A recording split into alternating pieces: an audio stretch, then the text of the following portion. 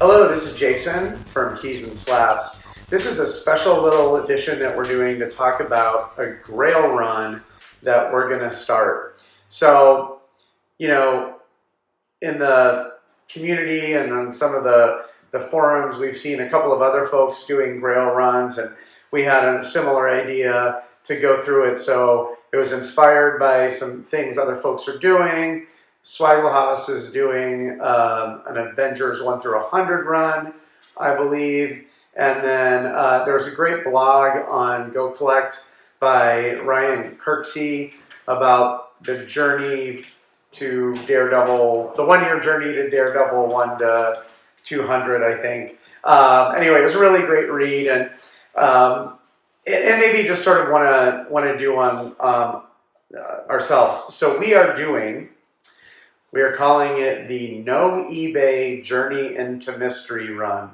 So we did an unboxing part of one of our videos not too long ago, where I was very happy to get a really nice 6.5 of Journey into Mystery 85.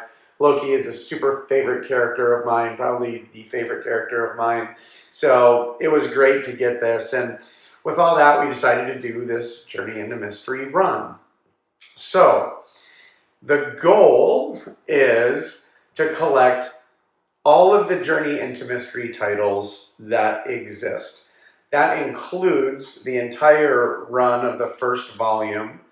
It also includes some of the times they brought the title back in the 70s and the 90s, and then even into the 2010s.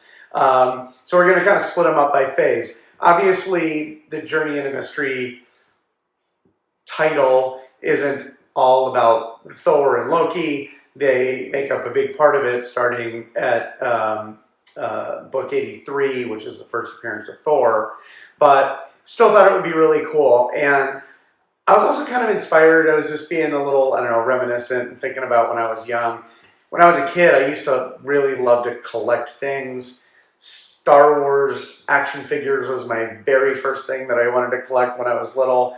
I would put my parents through massive pain trying to go to all these random stores and hunt down semi-obscure characters. I remember for some reason the Gormorian Guard was super hard to find, right when that movie, when Empire came out, and Return of the Jedi, long day. But anyway, and then later in life, Iron Maiden was always one of my favorite bands. I used to try to collect all their album covers. Not sure why I didn't wear an Iron Maiden t-shirt today. Would have been good for the story, but I'll have to get on my producer for that. So I like the concept of collecting kind of an entire run. So we're working on this.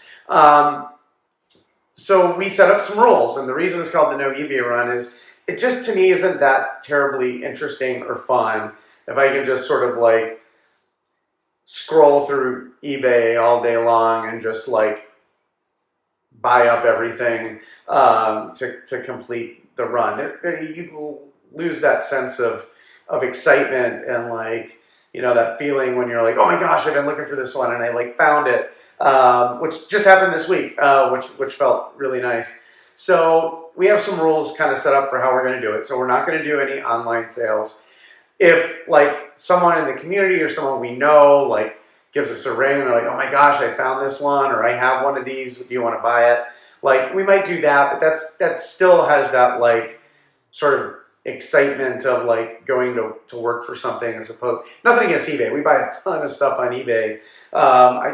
We might get our own post office box here soon. I'm not sure, but we wanted to do this. As far as grade, we actually built up this spreadsheet, which is kind of cool. I'll show you a little bit of it over here. Where basically we're this is the minimum grade we'll accept for a given book. So for some of the books that are more important, that we like a little more, we want a better grade, right? Then also, though, what's the maximum amount of money we'd spend on it? So we might say, for this issue, I'd be fine with a 5.0, but if I run into a 7.5, maybe I'll buy that. But if the 7.5's $3,000. I'm not going to buy that. So we sort of set some boundaries for ourselves. So like as we can exercise a little bit of self-control, not a core competency by any means, but we do our best. So that's kind of how we were setting up what we would do. And then we also sort of for each grade, for each issue, have sort of what would we slab it at? Meaning, if we came across a reasonably priced 8.5 for a book from the late 50s, we'd probably slab that. But, and then if we also have like a really rare one, like we will with Journey into Mystery #1 or with Journey into Mystery 83, first appearance of Thor, I'm going to slab a 0.5. But, random 60s horror comic, I'm not going to slab a 0.5. So we sort of have this set up. You can see it over here. So we're breaking it into 3 phases. Phase 1 is really the Thor collection until they change the name. So that's 83 through 125. So 125 was the last issue with the Journey into Mystery title. After that, it became the Thor title. So we are going to add Thor 126 there just to show that transition. It like fills out the collection nicely. Phase 2 is really going to be focused on getting those books from the 70s and the 90s and 2000s. So, there's somewhere around 80 more books in that kind of space. And then lastly, we are phase 3 is going to be focused on like issue 1 to 82. So before Thor was introduced, and when it was just sort of a comic started back in the 50s. So it's not an entire Thor run, so we're not like getting the hundreds and hundreds of Thor titles. This is really focused around the name and the title. It's an interesting mix. It's kind of weird. It may not make sense to people, but we're like that. So it makes sense to us, and we're excited to do it. So we'll share our progress as we move along. And as we get them, we're going to be throwing them all into this nice little box here. This is a 2011.